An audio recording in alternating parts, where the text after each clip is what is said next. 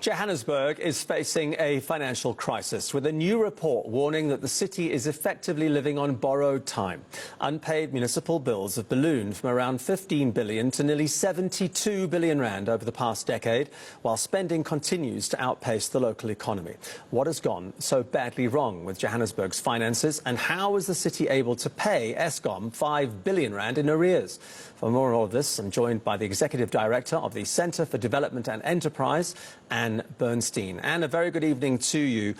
To your report, you say a chronic financial crisis that is deeper than a budget shortfall and more dangerous than an annual deficit. Johannesburg living off a fiscal fiction.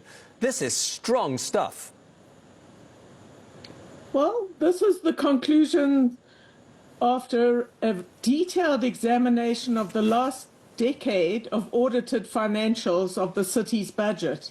And essentially, what is happening is that the city sends out bills, assumes that they will collect the revenue or the cash, it spends as though they have it all already, and there is an increasing culture of non-payment. So year by year, the debts rise up. And this is all in a city with a stagnant 1% economy, where you are not seeing new firms being created and the revenue base is shrinking. And so what happens is the city finds that people aren't paying.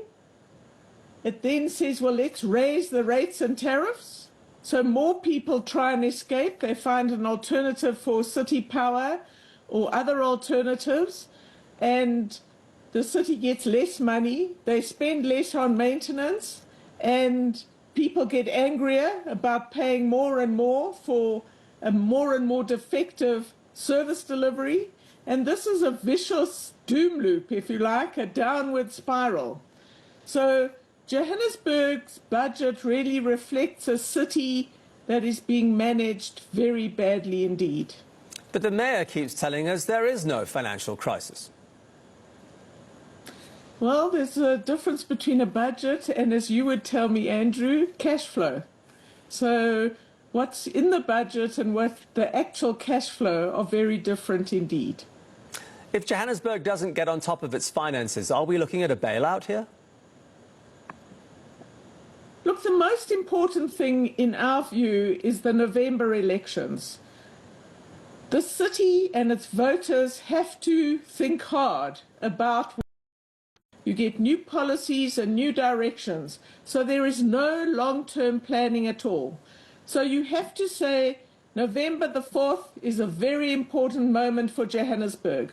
We need the voters to provide or to vote for serious political leadership who are competent and who are committed to dealing with the city's many challenges. The budget is absolutely one priority. Crime and corruption is a second priority.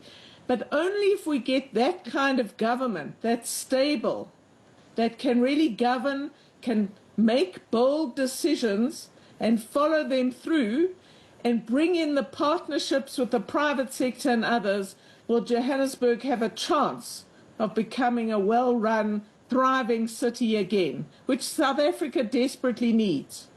I was going to ask you what your hope was for the local government elections, Anne, but I think you've answered that question in all fairness. You say this report looked back at the books over the past decade. So it's been getting progressively worse, and the city's increased its expenditure. Take staff. So the one thing the city does do is pay its employees, pays itself. And staff costs have grown over the decade. So they're now sort of something like 9% per annum, and they now consume 40% of the taxes and the revenue that you and I pay. This is completely unsustainable, and this is before you take into account this New Deal, the politically facilitated agreement by the city with the South African Municipal Workers Union for a over 10 billion increase to be implemented over the next 2-3 years. It's all unaffordable. Who do we hold accountable for the state of the city's finances?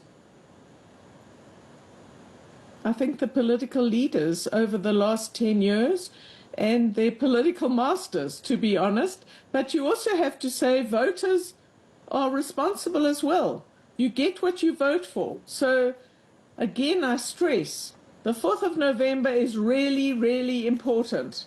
You can't complain